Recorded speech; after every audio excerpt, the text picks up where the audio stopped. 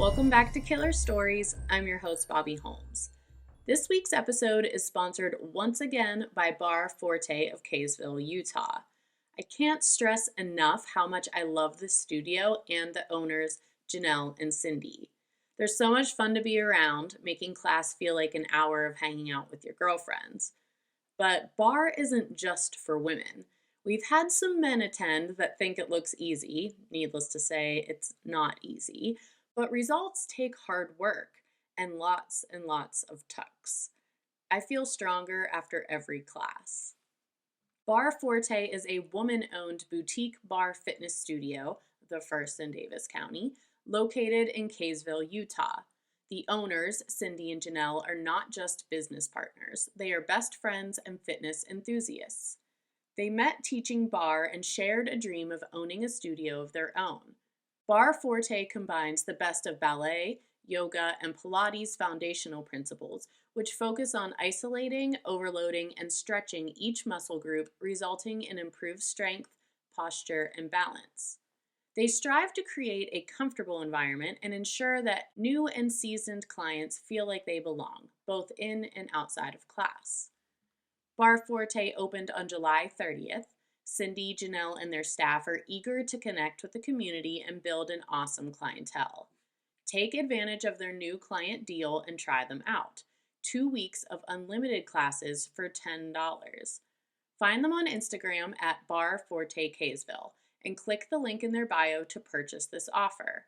I will also have the link in my show notes. This week's case was actually suggested by Janelle, one of the owners at Bar Forte. She is a new listener and asked me to cover one of America's most prolific serial killers, Israel Keyes. That's a big ask, Janelle. If you aren't familiar with this case, you are in for a wild ride. The true number of Israel Keyes' victims is unknown.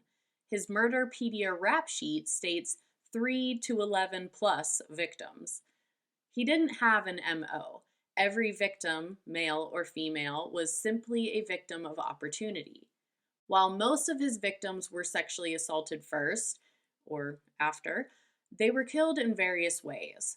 This makes it difficult to pin him to an open murder case.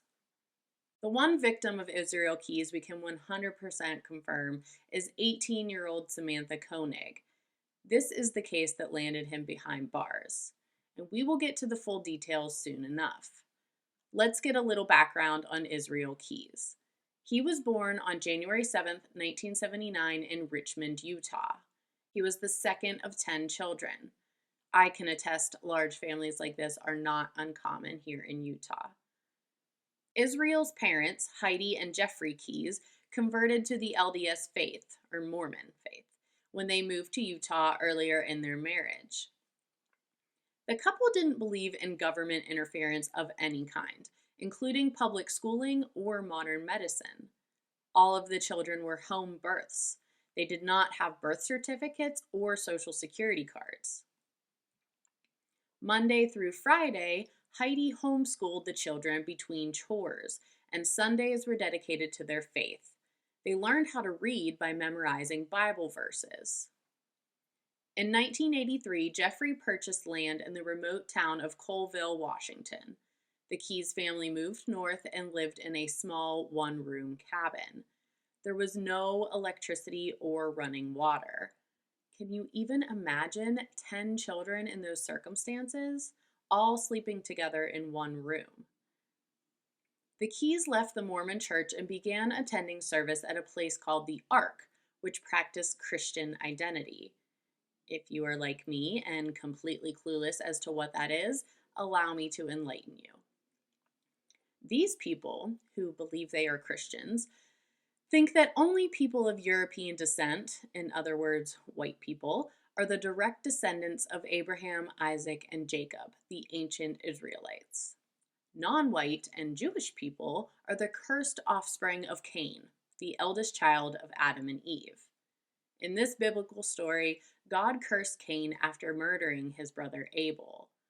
Cain is thought to be the originator of evil, violence, and greed.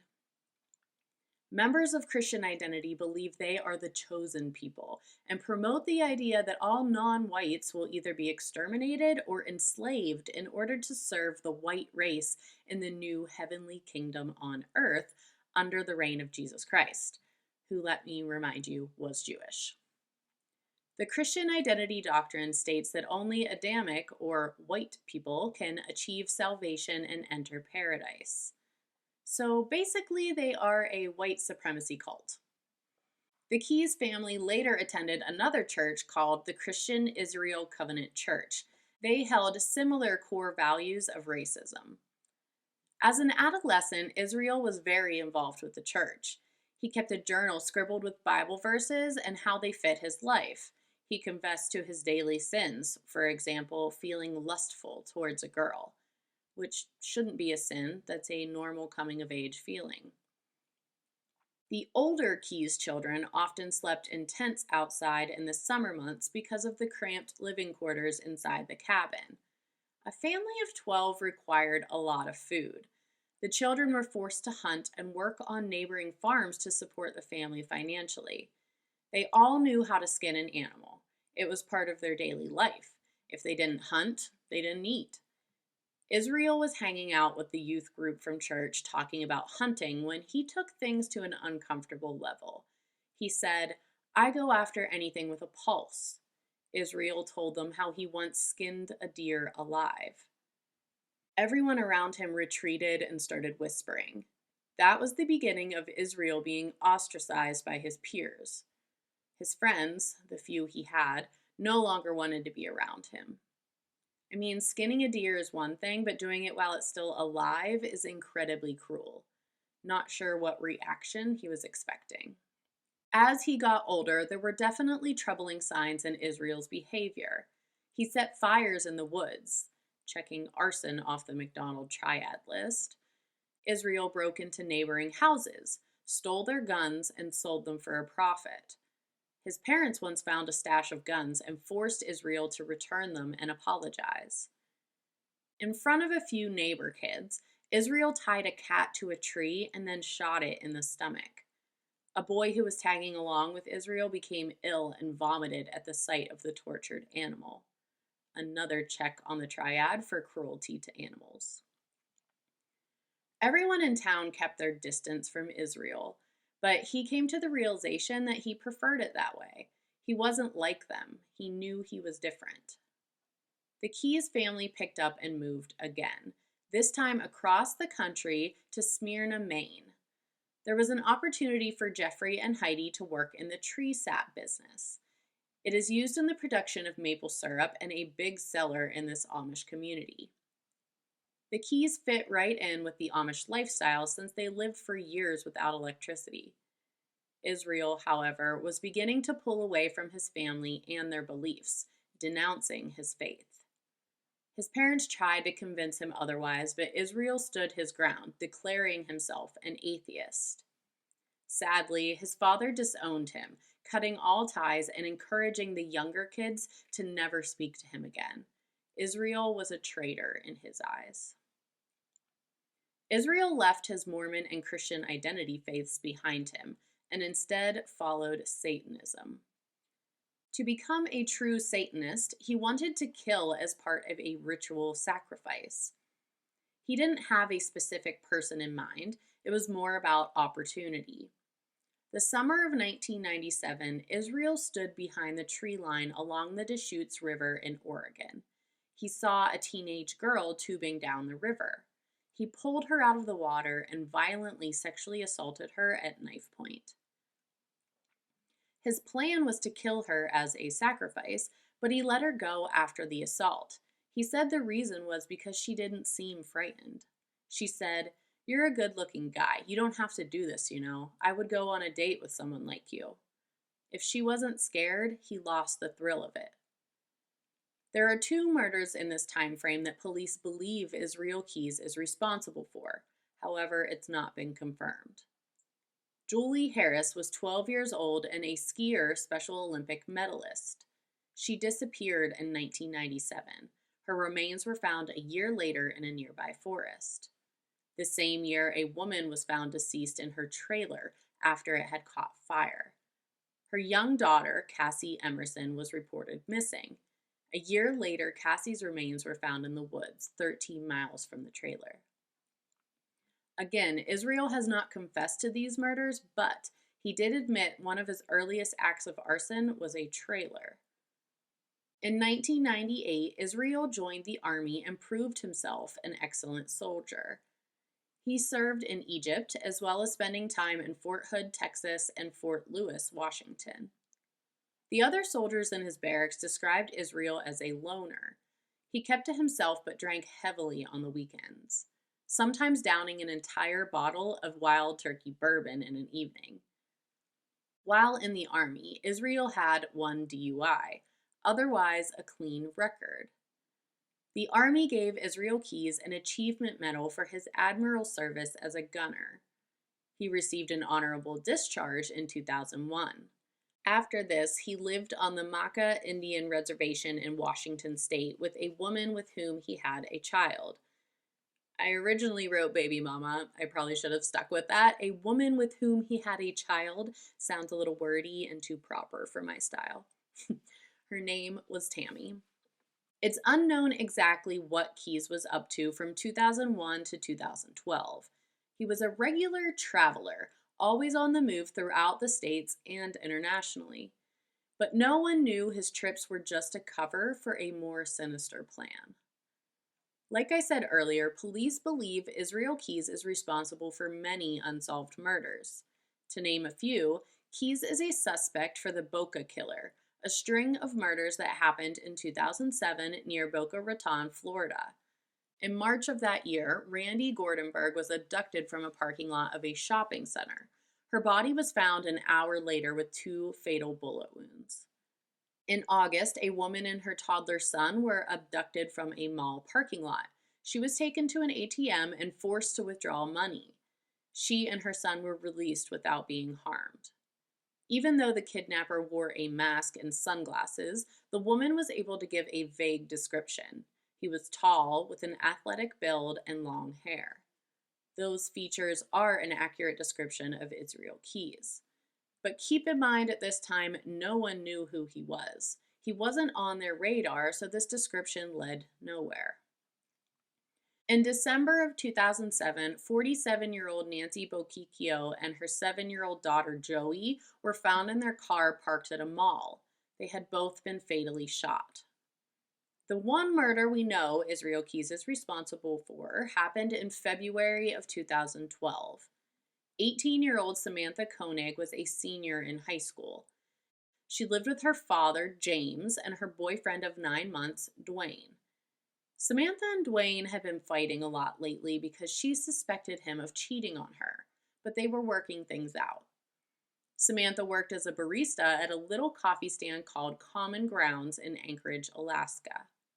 If you're watching on YouTube, you can see the photo. It's one of those small drive-up kiosk-style coffee shops.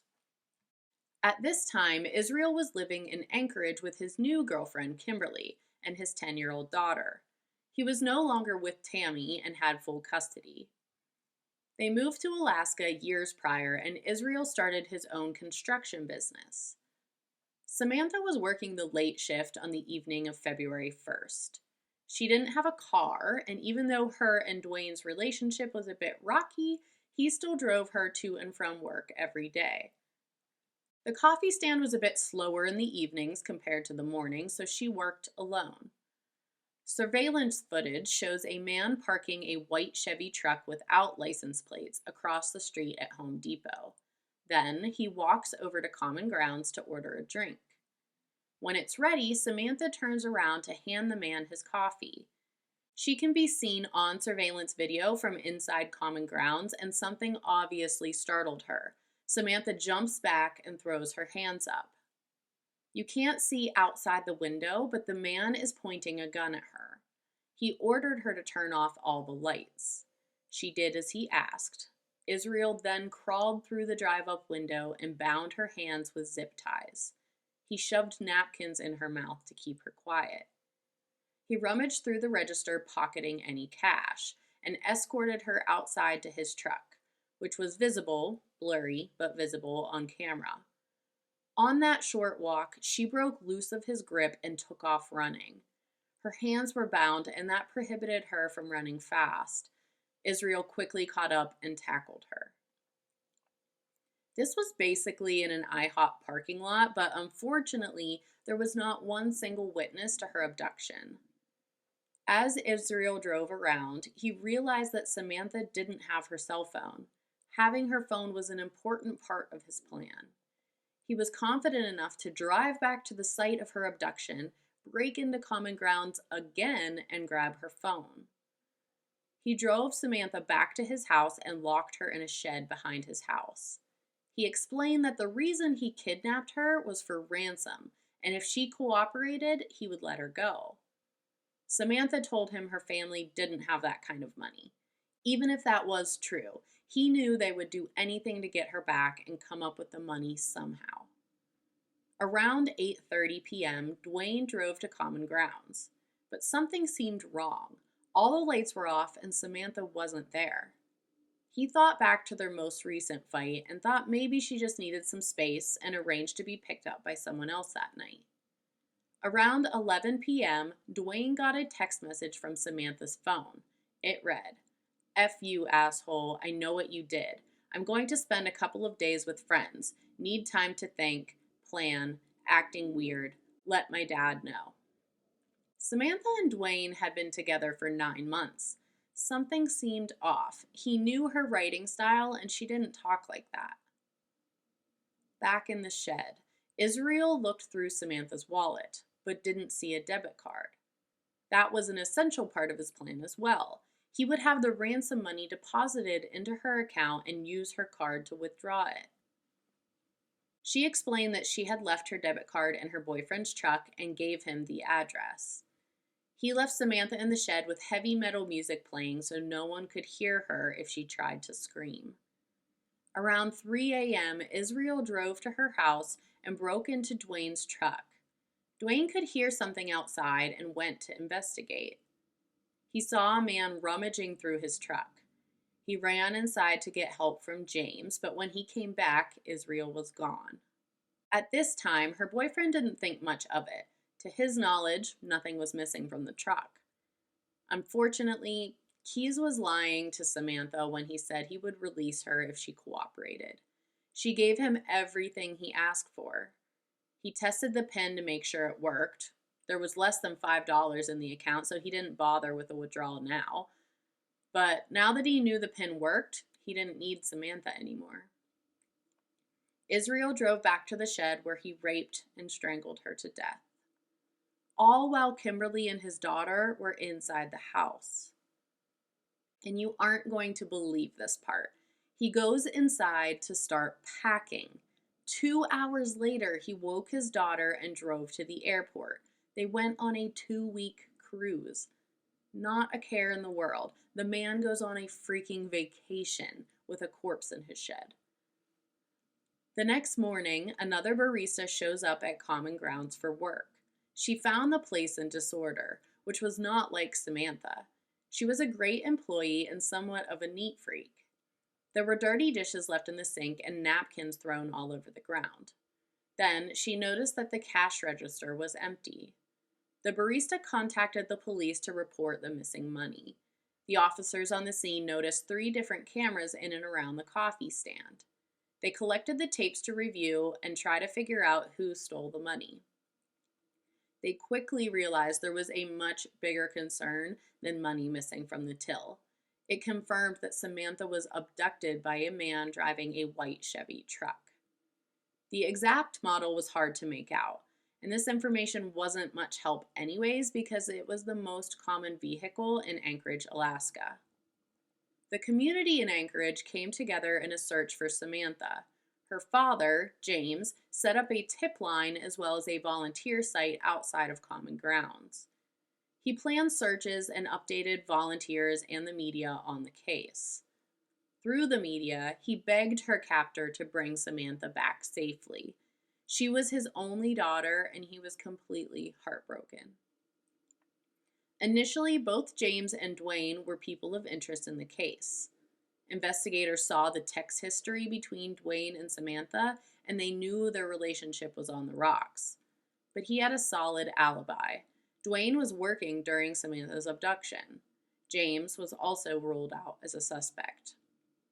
When Israel returned from his cruise, it was time to follow through with his plan for ransom. Samantha had been dead for more than 2 weeks, but her body was preserved in the sub-zero temperatures. Guys, this is where things get really grim. He tied her wrists and suspended her body from the ceiling, cranking the heaters to thaw her out. Once she was thawed, he raped her corpse. Israel raped most of his victims. It didn't matter if they were male, female, dead, or alive. Israel braided Samantha's hair, applied makeup to her face, and used a fishing line to sew her eyelids open. He propped her body up against a wall, held a daily newspaper next to her, and snapped a Polaroid photo.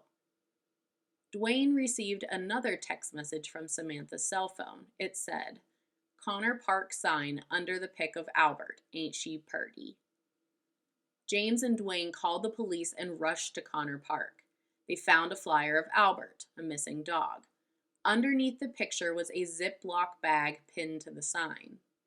Inside the bag was a ransom note demanding $30,000 and 2 proof-of-life Polaroid photos. James confirmed it was his daughter Samantha. But he found it strange that her hair was braided in one of the photos because she had never once worn her hair that way. Everyone was relieved to know that she was alive, even though she looked in rough shape. She had big bags under her eyes, and her throat seemed to be bruised. Never in a million years did they think someone would go as far as sewing a deceased person's eyelids open to pass them off as alive and well. Now that Samantha's body had thawed, the decaying process started. Israel dismembered her and put the parts in a rolling suitcase. He drove to Matanuska Lake. It was common to see people ice fishing and build a shelter around themselves to keep warm. Israel cut a hole in the ice and built himself a shelter. But instead of fishing, he was dumping body parts tied to weights into the freezing cold water at Matanuska Lake. Afterwards, he did do a little fishing and brought what he caught home for dinner. Back to the ransom note. It asked that $30,000 be deposited into Samantha's account. He went on to explain that he may not be using the card in Alaska because he and Samantha would be leaving the state. It said if the funds were transferred, he would let her go after 6 months. Obviously a lie because Samantha was already dead. Samantha's case was now in the hands of the FBI. They advised James to only put a small portion of the funds into her account in an effort to get another response from the kidnapper. James deposited $5,000. 4 hours after depositing the money, there was an attempt to withdraw $600 from an ATM in Anchorage. The withdrawal was declined, though, because the daily max was $500. Police got the notification and rushed to the ATM, but they were too late. 2 hours later, a successful withdrawal was completed. By the time police arrived, Israel was long gone. They were always a step behind. 3 more withdrawals were made that evening. Israel knows there are cameras at the ATMs. He was covered head to toe, concealing any identifying features. The next time Samantha's card was in use was on March 7th in Wilcox, Arizona. Surveillance video shows the same man wearing a mask, but this time he's driving a white sedan. 1 hour later, another withdrawal from Lordsburg, New Mexico. He seemed to be traveling east. The FBI put out a bolo, be on the lookout, for a kidnapping suspect driving a white sedan.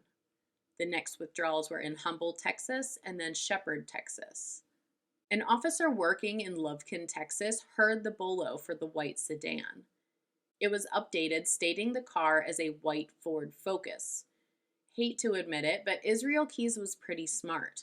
He chose the most commonly rented car in the country, so he would easily blend in. Officers were asked to look for white Ford Focuses parked at hotels and restaurants in the area. It seemed as if he was still headed east.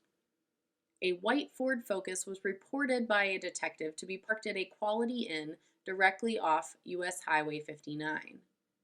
The detective sat and watched the car, and eventually a man exited his hotel room and drove away in the Ford Focus.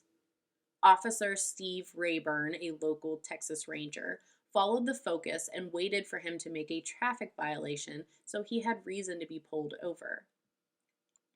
Israel was clocked going 57 in a 55. Now that isn't crazy speeding, but it warrants Officer Rayburn to turn on his lights. The man driving the white Ford Focus was alone, meaning if this was their kidnapper, Samantha was not with him. He hands over his license and registration, confirming he is indeed an Alaskan resident, exactly what they were looking for. Officer Rayburn runs his name, Israel Keyes, through the system and finds that he has no prior record, which seems surprising. Israel claims he was in town for his sister's wedding. He and his daughter flew from Alaska to Las Vegas and then rented a car and drove east to Texas. This raised some eyebrows because why not just fly to Texas? Israel said he wanted to show his daughter the Grand Canyon along the way. His daughter was currently with his two brothers who were also in town. When searching the car, a digital camera was found with over 200 images from a wedding.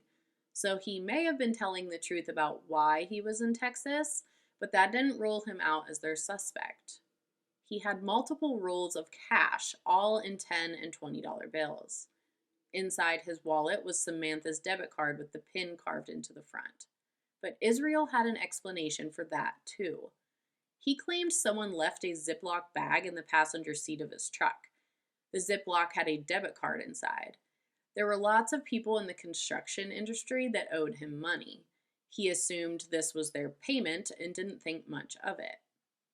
Police weren't buying it. Israel Keyes was placed under arrest for suspected kidnapping, and the Anchorage Police Department was informed. Now that they have Israel, they needed to find Samantha. Anchorage police went to the home of Israel Keyes, but no one was there. They didn't have a warrant yet, but they were able to search his truck, the outside of his home, and peeked inside the windows. There was no sign of Samantha. Israel's girlfriend, Kimberly, is working a shift at the hospital when police pick her up for questioning. Kimberly says there is no possible way that Israel is responsible for Samantha's abduction. The proof of life photo had a newspaper dated from when they were away on their cruise. Israel actually planned it that way. He dug through a local dump until he found a newspaper dated from the days he was out of town, then photographed her. At first, Israel Keyes remained tight-lipped. He denied any involvement and was extradited back to Anchorage. To the surprise of the investigators back in Anchorage, when they began interviewing Israel, he said he is willing to talk if they bring him a cigar. They gave the man what he wants. Then he laid out some ground rules. He wanted the death penalty taken off the table. The second stipulation was to keep details of his confession out of the media. He wanted to shield his daughter as much as possible. Now that last part is pretty tricky. There is no controlling the media. If they get as much as a sniff of something, it will spiral. But investigators don't have a choice. All they have on Israel is fraudulent ATM withdrawals. They needed to hear what he had to say about Samantha. They vaguely agreed to his terms. He explained that he did not know Samantha prior to abducting her. He chose the Common Grounds coffee stand, though, because it was concealed by snow piles and he knew there was only one person working the night shifts.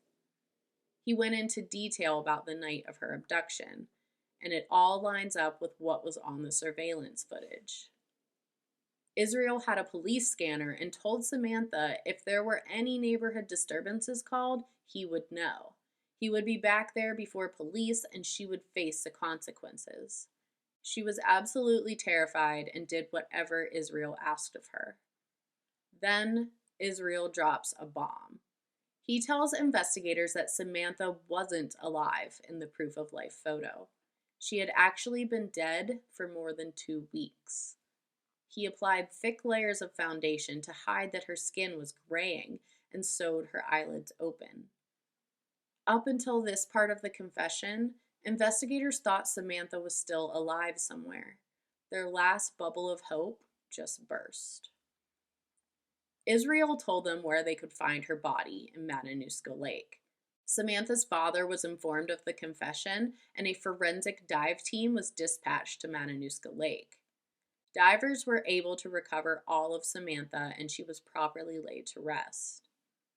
In Israel Keys's confession, he stated, "I've got lots more stories to tell." Investigators quickly realized this was not his first kill. They were dealing with a serial killer. When searching one of Israel's computers, investigators found hundreds of photos. Some people are young, some old. Both males and females are pictured. When browsing the photos, they come across a photo of Samantha Koenig.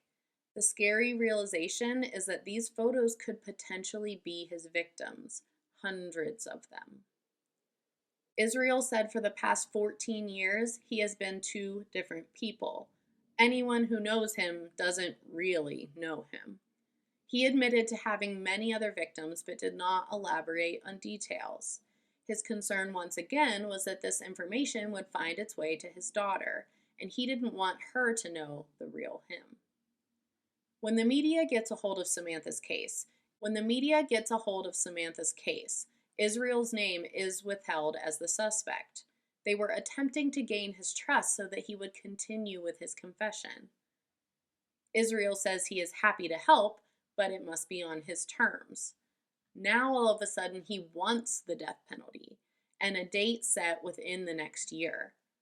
Initially he said he wanted the death penalty taken off the table, but now he's decided that he does not want to rot in federal prison. He wants everything, quote, wrapped up and over with as soon as possible. But Israel must not understand how the legal system works.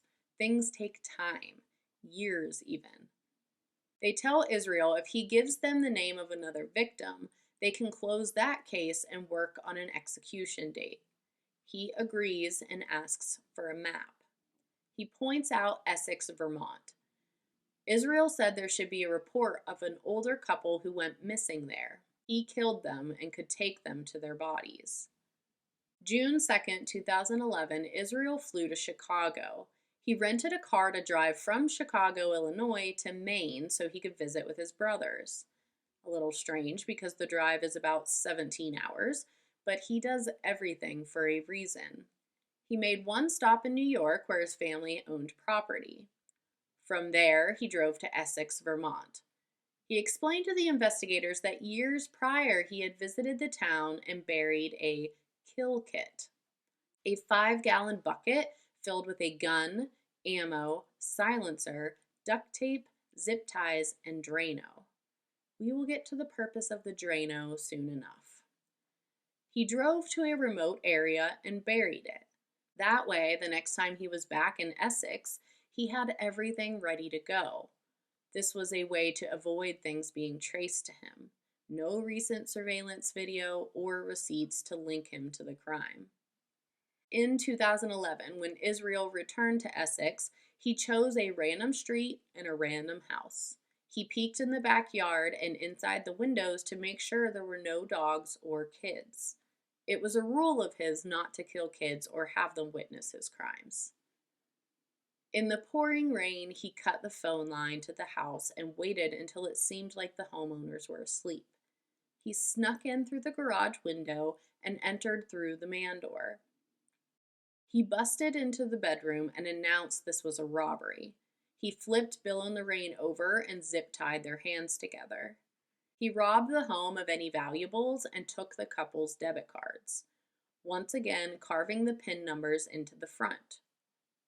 He explained he was taking them for ransom and forced them into the courier's green sedan, driving to an abandoned farmhouse. He took Bill into the basement and tied him to a stool. When he came back to get Lorraine from the car, she was making a run for it. He tackles her and brings her inside. To make a long story short, he kills them both. He poured Drano over their hands and faces to make identification harder if their bodies were ever found. He haphazardly hid the bodies in the home, but didn't do much to hide the fact a murder took place there. It was abandoned, after all. When he told police where to find their bodies, they discovered the old farmhouse had since been demolished. Their remains were hauled away with the debris.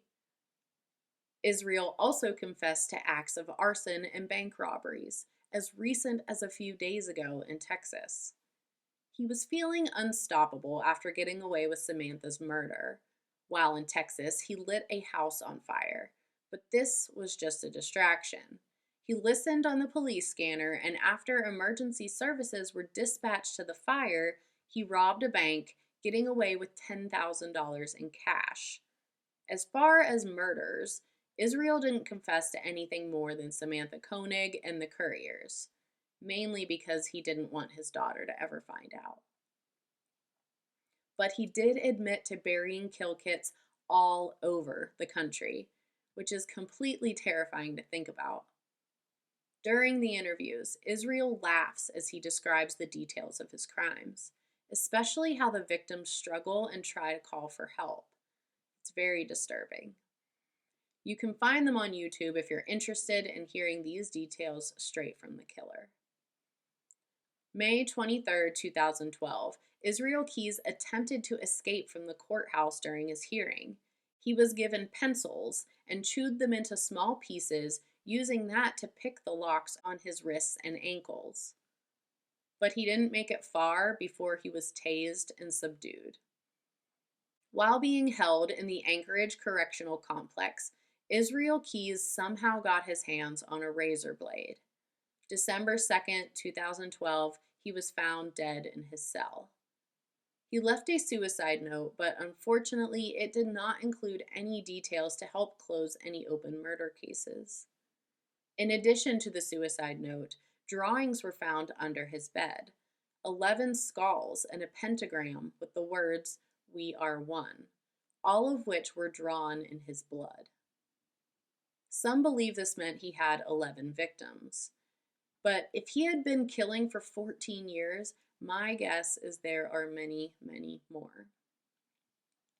His daughter, like the rest of us, is fully aware he was a serial killer. He was not able to shield her from finding out the truth. And I think it's silly to think that was even a possibility. So that wraps up the infamous serial killer Israel Keyes. Thanks again, Janelle, for the recommendation. It was a big ask and totally could have made a two-parter out of it, but I already made you guys wait a week to hear it.